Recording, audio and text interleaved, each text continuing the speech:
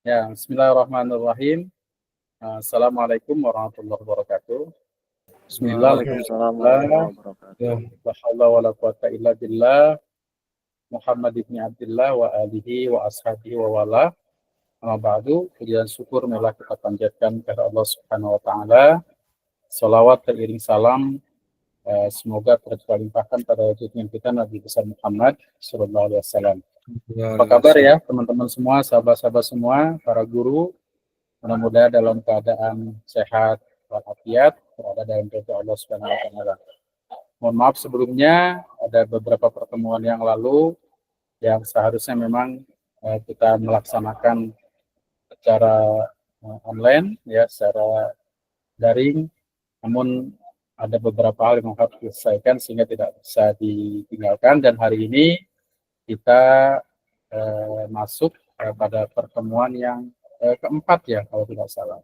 Oleh karena itu kita coba untuk masuk kelas dulu ya, kelas kita lihat kelas kita.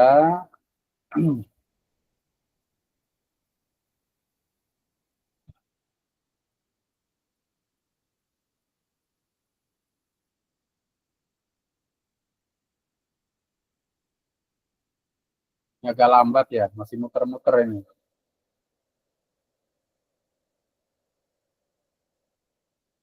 Nah, ini kelas kita ya, studi Al-Quran dan Hadis Pendidikan.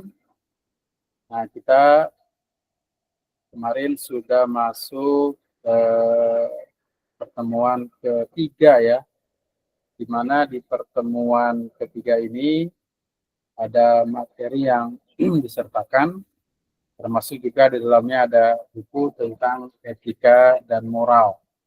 Dan teman-teman semua di sini sudah ada beberapa orang yang menyerahkan ya, yang menyerahkan, dan memang tenggat waktunya belum saya tentukan.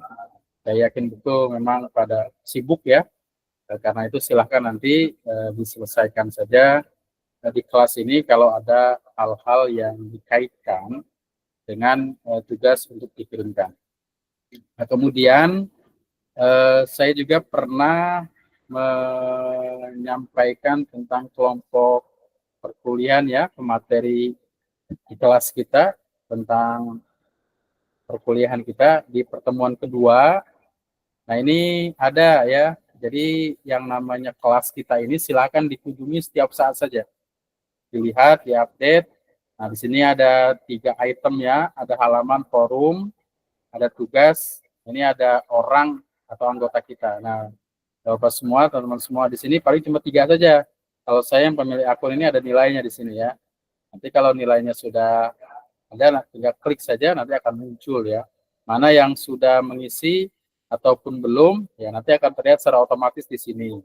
Nah, oleh karena itu setiap kali ada pertanyaan, setiap kali ada pertanyaan termasuk 3 kehadiran ya, harap diisi ya, harap diisi karena itu nanti sangat berpengaruh terhadap nilai dalam perkuliahan kita. Nah, di pertemuan di kedua ini, nah, kita sudah bagikan siapa yang memateri ya, siapa yang materi. Mana coba. Nah, ini kita buka. Nah, ini ada kelompok-kelompok di sebelah kolom yang sebelah kanan ya. Ada di sini tentang pendidikan akhlak berbasis Al-Quran hadis Pak Alam Firmansyah. Nah, kemudian pendidik bisa didik ada Dadang Supriyatna. Nah, kemudian pendidikan multikultural itu ada Fajar dan seterusnya ya. Dan seterusnya tema-tema perkuliahan kita ada di sini. Nah, kemudian hari ini kita mencoba masih berkaitan dengan pendidikan akhlak ya. Pendidikan akhlak berbasis Al-Quran dan Al-Hadis. Nah, kalau di kolom ini itu Pak Alam Firmansyah. Nah, Pak Alam Firmansyah ada nggak? Ada, Ustaz. Ada. Ada. Nah, Pak Alam Firmansyah sudah siap untuk menyampaikan materi itu? Insya Allah. Saya Insya kira Allah. pengajar sederajat. Ya, nggak Ya, apa-apa kita sih. diskusi bersama. Ini mohon info, suara saya terdengar jelas nggak?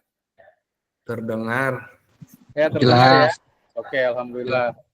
Ya, silakan kita diskusi terkait dengan materi tentang akhlak atau etika tentang moral. Karena ini memang ruh ya dari setiap pelajaran, termasuk juga di dalamnya pelajaran PHI. Disilahkan, Pak Firman. Ya.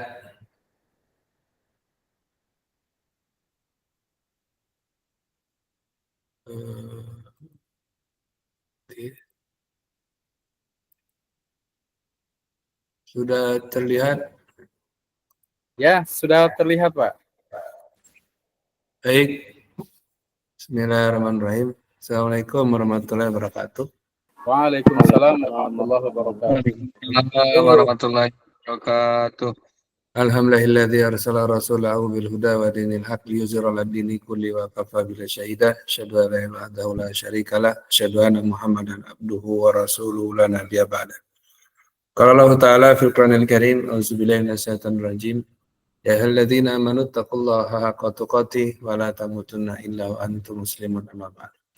Baik, Bapak Ibu rahimakumullah. Jadi kita bersyukur pada Allah karena bisa thalibul ilmi hari ini diberikan kesehatan, kesempurnaan panca indera, diberikan nikmat iman dan Islam. Salawat serta salam kita aturkan kepada Rasulullah SAW, sahabat dan penerus risalah beliau sampai akhir zaman. Semoga kita termasuk orang-orang yang dikumpulkan dalam barisan jemaah Rasulullah zaman akhir kelak. Amin, Allah. Baik, ini persiapannya kurang mantap ya, karena saya pikir Pak Ajat yang presentasi, tapi saya udah feeling nih kalau nggak jadi beliau berarti saya. Ya, jadi alhamdulillah sempat dibuat ya. Ini materinya tentang pendidikan akhlak berbasis Al-Quran dan hadis. Ya. Nah, konsep akhlak dalam Islam ini sebenarnya sudah dibahas pekan lalu ya. Ada buku, ada PPT juga, dan tentu konsep akhlak, etika dan moral tentu berbeda dalam sudut pandang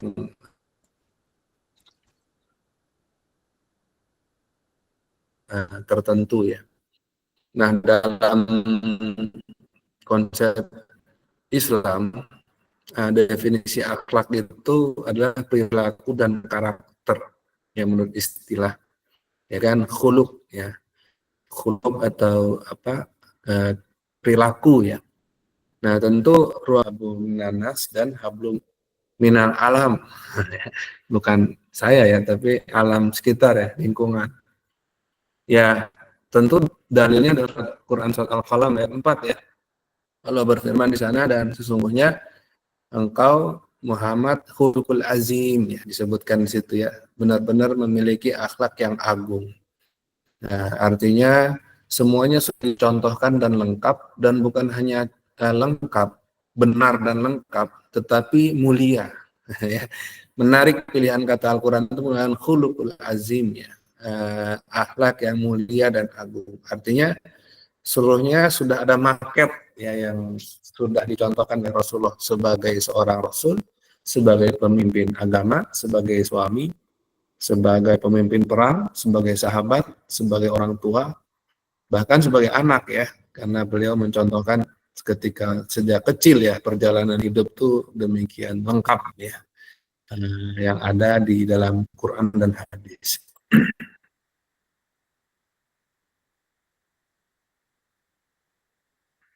Nah, saya menggunakan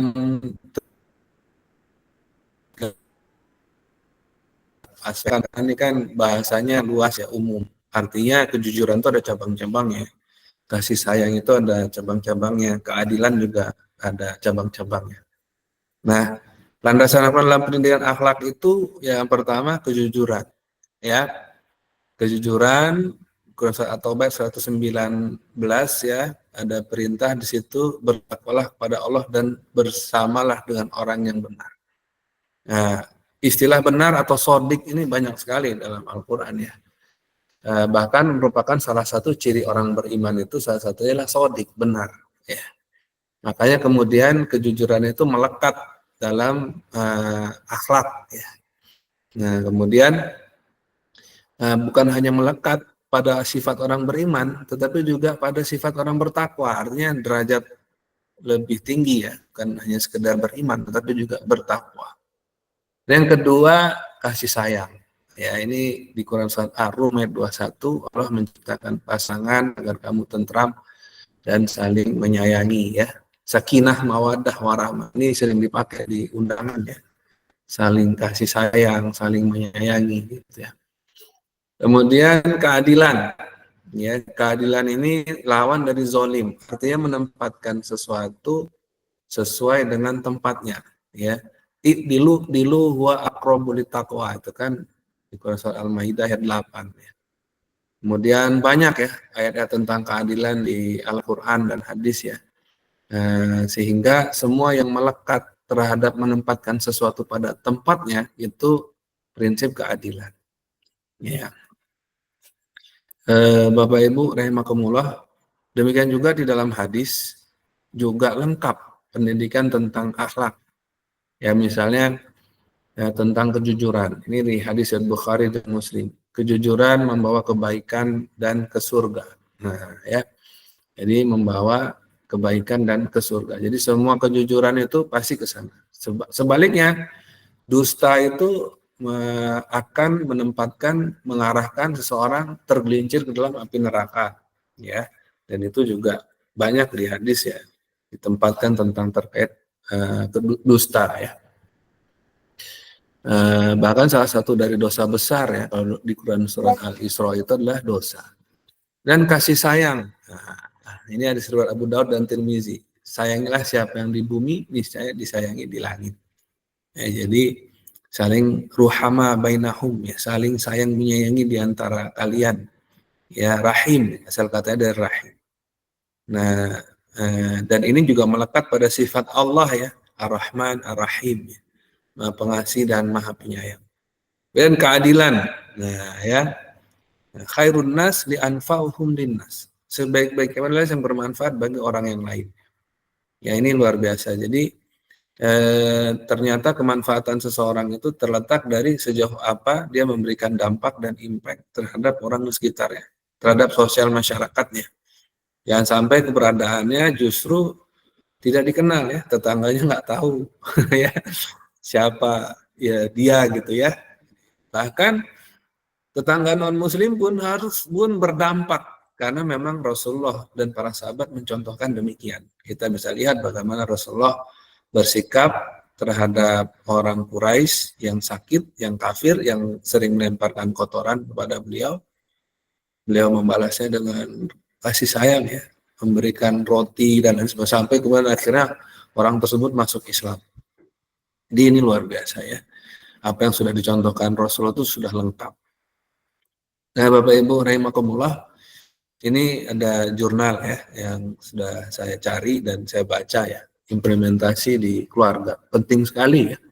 Bagaimana membuat seseorang memiliki akhlak yang dalam dan luas dan baik itu dimulai dari keluarga. Ya, sesuai dengan Quran surat 66 ayat 6 kan, Allah berfirman di situ, ku anfusakum wa ahlikum nar wa quduhan nasu wal hijar. Ya, ku anfusakum, seluruh dirimu, wa ahlikum dan keluargamu, naro dari siksaan api neraka, wa quduhan nasu wal hijar, yang bahan bakar adalah manusia dan batu ya. Jadi di sini menarik karena Allah memerintahkan diri sendiri dulu. Kalau dilihat dari kosakatanya ku anfusakum, ini lebih kepada kepala keluarga ya, kepada orang tua, kepada bapak ya, kepada laki-laki bertanggung jawab berarti ya. Wa ahlikum, dan kepada ahli keluargamu terhadap siksaan api neraka. Sehingga perlu banyak contoh ya, mulai dari menanamkan ya dogma dari sejak sebelum lahir bahkan ya, dari di masa kandungan, kemudian memberikan contoh perilaku, mengajarkan kisah inspiratif yang banyak sekali di Al-Quran dan hadis ya. Bahkan ada surat khusus terkait kisah-kisah ya, Al-Qasas ya, yang mengaitkan tentang sejarah kejadian di masa lampau. Tentu pilihan cerita yang ada dalam Al-Quran atau sejarah itu sudah Allah pilih betul ya, yang terbaik di antara yang terbaik di antara yang terbaik. Karena kan Al-Quran adalah kitab suci dan jangan sangat efektif dan efisien ya. Dengan ceritanya pun kalau berulang berarti tentu kejadian itu sangat penting. Kita bisa lihat beberapa kejadian yang diulang oleh Allah ya, seperti kisah Nabi Musa, Nabi Yusuf, kemudian Nabi Sulaiman ya. Ada diulang di beberapa tempat menunjukkan betapa penting kisah tersebut. Juga Isa alaihissalam ya, Nabi Isa juga banyak di situ. Kemudian juga melindungi keluarga kita dengan memberikan lingkungan yang Islami. Ya, jadi jangan merasa tenang, aman, seolah-olah di dalam rumah sudah aman kalau kita mendidik, karena lingkungan juga mempengaruhi. Banyak sekali ayat di Al-Quran yang meminta kita untuk memilih pergaulan, memilih pemimpin, dan memilih lingkungan yang baik. Tidak boleh memilih pemimpin yang Yahudi dan Nasrani misalnya ya. Kemudian banyak sekali, bahkan Rasulullah mengajarkan kalau ingin melihat bagaimana posisi kita di surga, lihatlah teman-teman dekat. Juga ada kan di hadis yang lain disebutkan bahwa seorang yang bergaul dengan tukang minyak wangi akan tercium wanginya. Kalau bergaul dengan tukang besi, maka setidaknya kalau tidak terbakar, setidaknya kotoran atau bekas arang itu menempel pada bagian pakaian atau pada fisik lainnya. Jadi betapa penting mencari lingkungan yang Islami. Tentu menjadi PR bersama ini kita semua ya, bagaimana memulai dari ibda bin nafsik, dari diri sendiri, kemudian membangun keluarga, kemudian membangun lingkungan, masyarakat, negara, dan ustaziatul a'lam. Nah, itu udah tingkat dunia ya. Nah, ini adab-adab tahapan-tahapannya ya. Menarik. Nah, kemudian juga implementasi di sekolah. Ya, ini ada salah satu contoh jurnal dari Rihanna. Izin sebelumnya Pak, Bapak ada file yang ditayangkan ya? Iya. Oh ya, ini belum terlihat kalau di saya. Klik tanda panah dulu Pak yang di bawah. Udah tadi. Udah ya. Yang lain terlihat nggak? Tidak Pak. Yang lain filenya terlihat? Tidak ada Pak. Tidak Pak. Ya, nanti ini, maaf. Jadi kayaknya presentasinya mantap nih, bagus.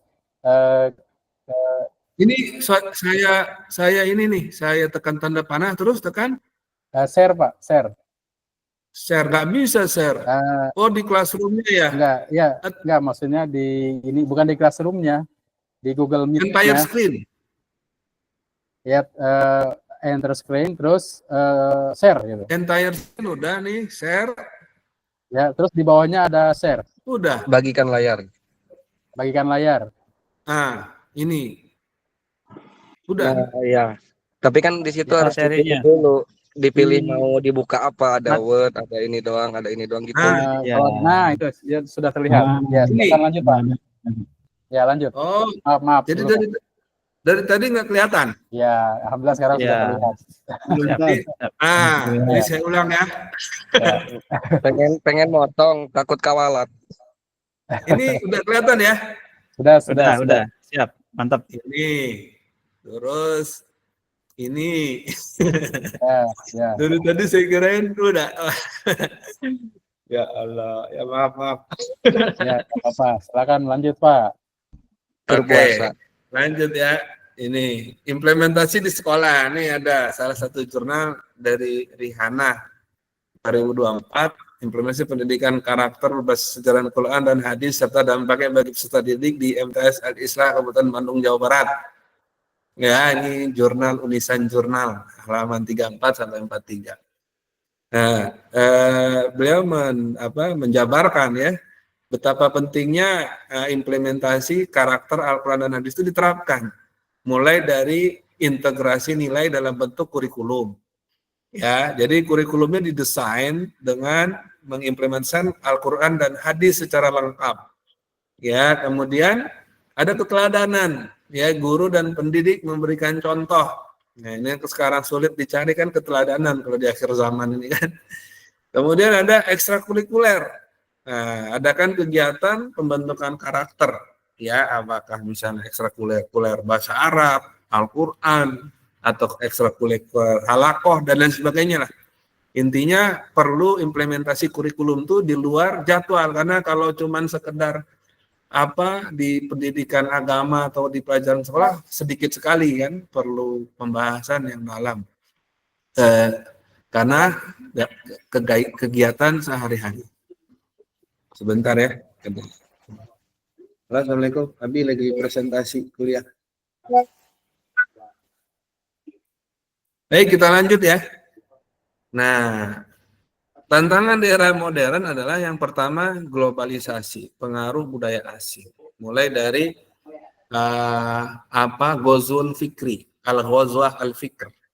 Ya, bagaimana kita tahu ya, Zionisme itu sangat menggunakan alat-alat tertentu untuk melakukan perang pemikiran.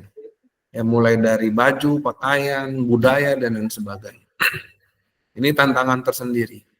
Ya, tetapi bukan berarti semua pengaruh budaya asing jelek, ya, karena ada juga yang baik. Misalnya seperti di Jepang. Saya tahun lalu di Jepang kan beberapa bulan.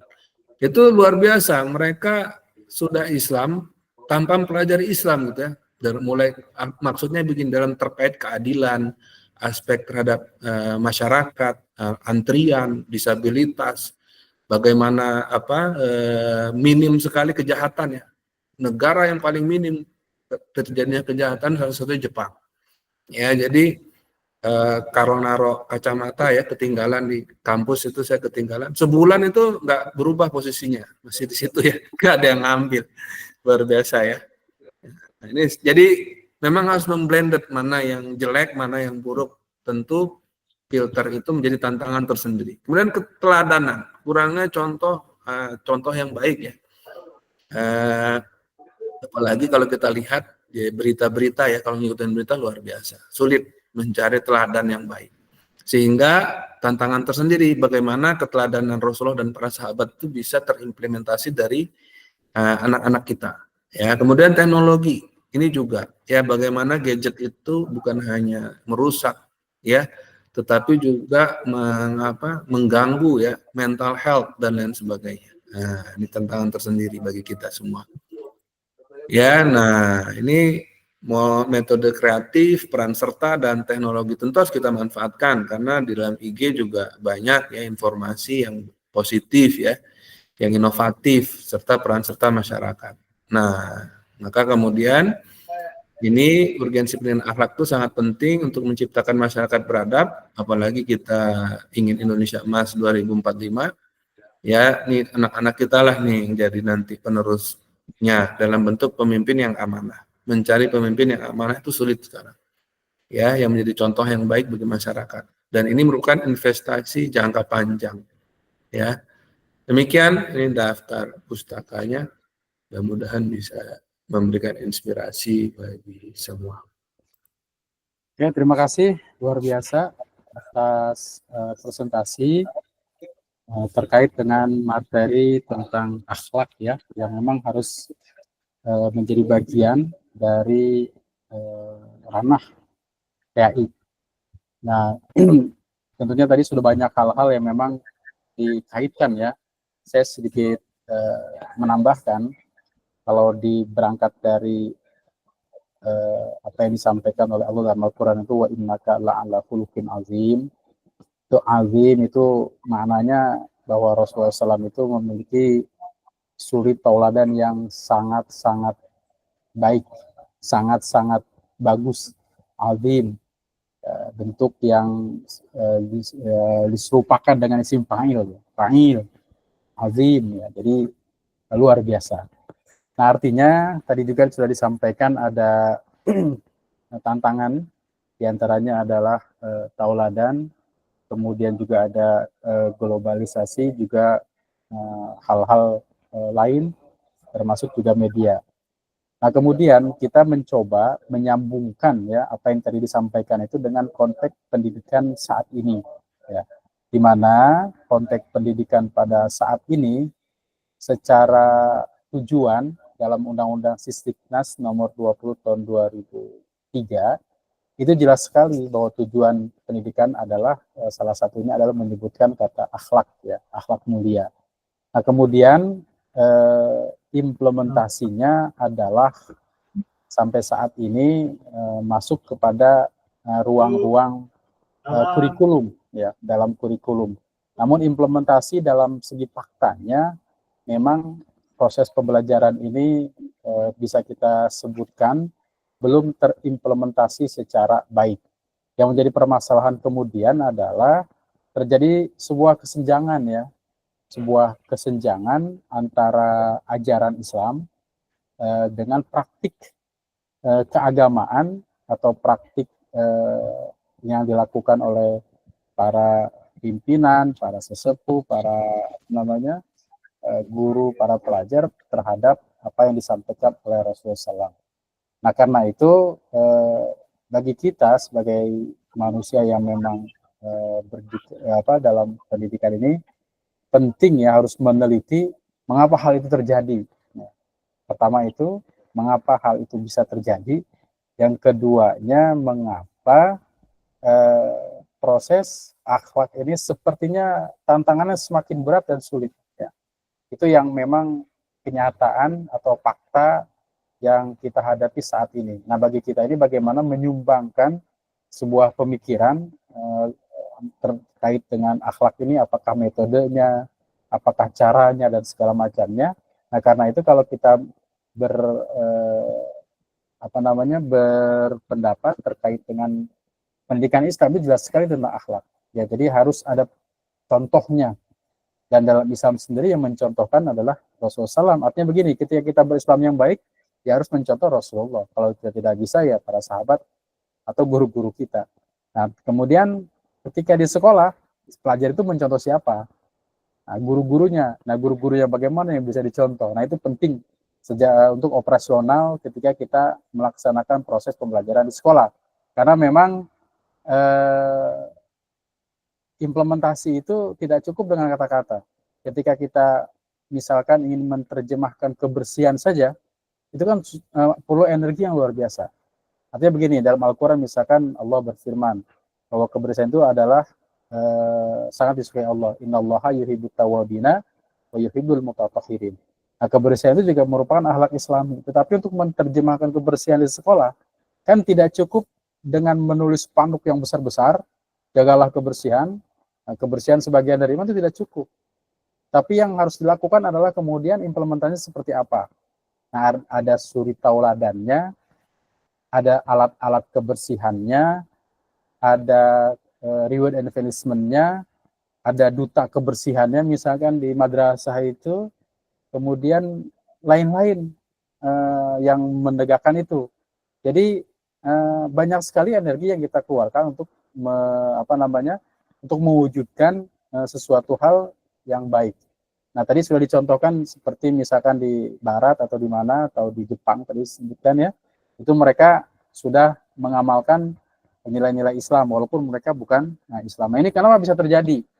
Nah, dari yang baik kita bisa belajar. Ya, mungkin di sini kita ada diskusi ya terkait dengan materi yang tadi disampaikan. Disilahkan kepada teman-teman untuk bisa berdiskusi terkait dengan materi ini. Nah, disilahkan. Ada yang mungkin mau memulai? Silahkan. Siapa yang memulai? Atau mungkin saya diskusi dengan Pak Firman ya. Kira-kira apa pengalaman yang pernah di luar itu ya, di Jepang atau di mana, mengapa nilai itu bisa terbentuk ya? Terbentuk sehingga kita kalau kehilangan sesuatu ya tidak perlu khawatir karena mereka punya tanggung jawab. Nah, mengapa itu bisa menjadi akhlak ya? Mereka mungkin ada hal-hal yang terkait dengan proses pembelajaran di sana gitu Pak kira-kira.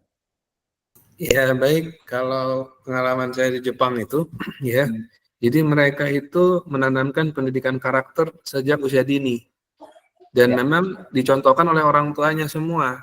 Jadi dari sejak kecil itu saya lihat kalau di jalan kan itu sangat sangat ramah terhadap orang tua, ramah terhadap pejalan kaki, ramah terhadap sepeda ya dan lain sebagainya. Jadi anak-anak kecil itu di anak-anak TK yang masih kecil gitu ya, saya lihat itu waktu jalan di sana, itu sama gurunya diajak gitu ya keliling, kemudian nanti kalau mau nyebrang dikasih tahu rambu-rambu dan lain sebagainya, terus diajarin cara mengantri yang benar, nggak boleh rebutan dan lain sebagainya. Jadi kalau kita mau naik bus itu, saya pernah belum tahu waktu baru datang ke sana kan nunggu bus. Nah itu teman saya bilang, Pak Alam coba perhatikan di belakang itu, Pak Alam nyangkanya sepi ya, coba lihat ke belakang. Pas saya lihat ke belakang, rapi sekali ya. Ternyata mereka nggak berkerumun.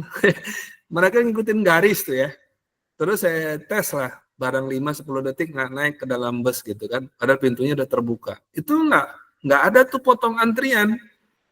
Mereka menunggu sampai saya menangkahkan kaki naik ke dalam bus. Menarik. Nah yang menarik satu lagi, kalau kita jalan kaki, di pinggir jalan berdiri, ada mobil ya, mobil apapun, mobil besar, mobil kecil, sepeda motor, apapun, ini pengalaman pas di sana ya. Itu awalnya saya nggak tahu kan, saya di Indonesia kan nunggu mobil lewat kan. Kalau di sana nggak, mobil atau kendaraan menunggu orang nyebrang. Jadi begitu saya mau nyebrang itu, berhenti dia. Set gitu kan, terus ngasih sinyal ke saya, silahkan lewat. Ya Allah, nggak ketemu itu di Indonesia. Ya. Kemudian pas lampu merah ya. Kalau kita lampu merah kan motor itu kan langsung nyelip-nyelip ya, sampai nggak ada ruang lagi kosong gitu. Ya. Kalau di sana motor itu nggak berani dia ngelewatin mobil, walaupun bisa. Jadi dia ngantri di belakang mobil tuh, motor. Motor itu ngantri, saya lihat, ya Allah, ketemu di Indonesia nih. Dan ternyata itu dilatih dari kecil ya, dari sejak usia dini mereka diajar ngantri, diajar sopan santun ya. Jadi bagaimana tata krama itu demikian tertanam ya, membungkukkan kepala, membungkukkan badan ya kepada orang yang lebih tua. Kemudian membantu orang tua, membantu disabilitas ya. Saya lihat luar biasa. Itu bus rela menunggu orang yang yang disabilitas kursi roda itu diturunin ininya jembatan buat mereka supaya naik ke dalam bus, diangkat orangnya ya, di kursinya dilipat, itu supir langsung turun seperti itu ya. Ya Allah, ini menarik ya. Jadi bahkan jujur itu teman saya bilang dia hilang dompet di kereta ya. Terus dia bilang nggak khawatir, enggak, nanti juga balik dikembaliin sama polisi. Dan ternyata benar, polisi itu nyamperin ke rumah dia, ngebawain dompetnya, dikembaliin isi-isi yang nggak ada yang berkurang. HP juga demikian. Jadi nomor HP itu nggak diberikan sembarangan di sana. Orang nggak mau ngasih nomor HP karena itu terintegrasi dengan nomor KTP sama rekening bank. Nah itu bisa dilacak oleh polisi kalau ketinggalan, itu balik pasti. Dalam sepekan itu balik, HP itu dibawa oleh polisi, nganterin langsung ke rumah. Nah kalau kita kan lain. Sampai ke polisi ngelapor barang hilang, Bapak ngapain lapor? Udah Pak, biasa tuh hilang di sini Pak, dan sebagainya. Nah ini memang perlu waktu lama ya. Saya melihat yang paling penting adalah menanamkan itu dari sejak usia dini. Nah mencari contoh seperti itu, orang tua seperti itu kan juga susah. Jadi memang seperti saya tadi, solusinya adalah dimulai dari kita sendiri, kemudian memulai dari lingkungan terdekat, membentuk lingkungan ya, dan lain sebagainya. Kalau kami contohnya di kampus itu membentuk kurikulum PAI. Di IPB itu berbeda dengan PAI di universitas yang lain. Karena kami di sana ada asistensi PAI namanya. Asistensi PAI itu seolah membuat lingkungan yang mirip, seolah-olah mereka berada di rumah, mahasiswa yang jadi pembimbing di sana seolah-olah orang tua. Ya kan mereka nggak bisa berkomunikasi sama orang tua jauh. Nah, yang jadi contoh itu mahasiswa itu. Mereka ketemu setiap pekan, mereka tilawah, mereka belajar ngaji. Kemudian bukan hanya itu, belajar tentang pelajaran, tentang kuliah, terus belajar, mereka diadakan proyek-proyek kebaikan, ya, memberikan makan berbuka, memberikan makan OB, satpam, dan sebagainya. Nah, itu sepertinya berdampak ya, sampai kemudian sebagian besar dari mereka sekarang ada yang jadi dosen, ada yang jadi rektor. Pak Rektor sekarang itu salah satu contoh hasil dari kurikulum PAI 20 tahun lalu ya, dan kurikulumnya tidak jauh berbeda dari 20 tahun lalu sampai sekarang. Itu menarik. Ya, ini luar biasa ya. Jadi sebenarnya kalau kita kaitkan dengan pendidikan Islam, itu juga luar biasa. Artinya anak-anak kita yang di madrasah, di diniyah, di pesantren, itu kan berangkat juga dari tradisi-tradisi yang baik ya. Betapa tidak kita dari kecil saja sudah akhlakul banin. Akhlak ya diajarkan bagaimana kita berakhlak yang baik ya untuk anak-anak. Kemudian agak besar kita ada kitab Ta'limu Ta'alim bagaimana penuntut ilmu ya. Kemudian ada kitab Wasoya juga, ada macam-macam tuh, luar biasa. Artinya dalam konteks Islam ini sangat betul-betul memperhatikan bagaimana seorang itu memiliki akhlak, tingkah laku yang baik sehingga menjadi habit, menjadi kebiasaan. Dan tentunya apa yang tadi disampaikan itu menjadi tantangan tersendiri bagi kita. Bagaimana caranya? Karena untuk mewujudkan karakter yang baik tentunya tidak berjalan sendiri-sendiri. Perlu ada lingkungan, perlu ada koordinasi dengan pimpinan dan segala macamnya sehingga mewujudkan sesuatu kultur lingkungan yang baik, akhlak yang baik. Dan kita sepertinya dalam konteks pembelajaran di kita itu teorinya cukup luar biasa. Tapi kemudian praktiknya ini sulit. Dan ketika di dunia luar itu dipertontonkan oleh sesuatu yang memang bebas sekali ya. Mereka itu tentang bagaimana akhlak-akhlak maaf ya, pejabat. Kan pemberitaan di televisi sekarang kan kalau tidak ada pembunuhan, korupsi, pelecehan, dan lain segala macam itu luar biasa. Nah sekarang gimana nih PHI punya model apa, punya sistem apa, sehingga alat-alat yang baik ini memang harus terimplementasikan dalam kehidupan sehari-hari. Anak-anak kita pastinya anak-anak yang baik, guru-guru kita guru-guru yang baik. Tetapi kemudian bagaimana agar nilai-nilai ini terimplementasi dalam proses pembelajaran, dan ini perlu sistem. Dan ini memang harus dilakukan oleh orang-orang PAI, guru-guru PAI dalam mengajar, terutama karena pada dasarnya anak-anak kita ini perlu contoh, dan menjadi contohnya adalah guru-gurunya. Nah kalau begitu seperti yang dikatakan Rasulullah SAW itu kan mencontohkan, ya mencontohkan dan mencontohkan, sehingga Rasulullah SAW sebagai seorang guru yang sangat berhasil. Bagaimana kemudian setelah Rasulullah wafat, itu kan ada sahabat ya yang meneruskan, Abu Bakar, Umar, Utsman, Ali dan seterusnya dalam konteks sejarah. Tapi kemudian ketika mereka setelah Rasulullah wafat, tetap dakwah berjalan. Artinya didikan Rasulullah SAW itu sangat berhasil. Nah karena itu kemudian ini menjadi satu cerminan bagi kita bagaimana caranya agar pendidikan akhlak ini bisa terimplementasi secara baik ya, terutama bagi diri kita dan anak-anak kita. Nah mungkin ini memang sangat menarik, cuma yang menjadi permasalahan kemudian adalah role model ya. Jadi kita ini guru itu benar-benar harus menjadi role model yang bisa dijadikan contoh untuk anak-anak kita. Karena kalau kita ingin berislam yang baik, contohnya kan sudah jelas Rasulullah. Yang susah itu bernegara yang baik ya, mencontoh siapa? Atau berpancasila yang baik itu kita contoh siapa? Karena kan nggak ada. Tapi kalau berislam yang baik ada contohnya. Wa innaka la'ala khuluqin azim. Nah, jadi itu mungkin hal-hal yang perlu kita gali ya dalam proses pembelajaran kita, bagaimana caranya agar akhlak ini bisa terimplementasi secara baik. Mungkin dari teman-teman ada yang mau menambahkan untuk diskusi? Silakan. Ya, kalau tidak ada, saya cukupkan dulu ya pertemuan kita pada hari ini. Saya ucapkan selamat menjalankan ibadah Ramadan. Mudah-mudahan kita semua diberi kesehatan, kemudahan, dan keberkahan oleh Allah Subhanahu wa Ta'ala. Terima kasih atas perhatiannya, dan khusus Pak Firman Syah ya. Terima kasih atas presentasinya. Mudah-mudahan bermanfaat buat kita semua. Mari sama-sama kita tutup dengan membaca hamdalah. Alhamdulillah.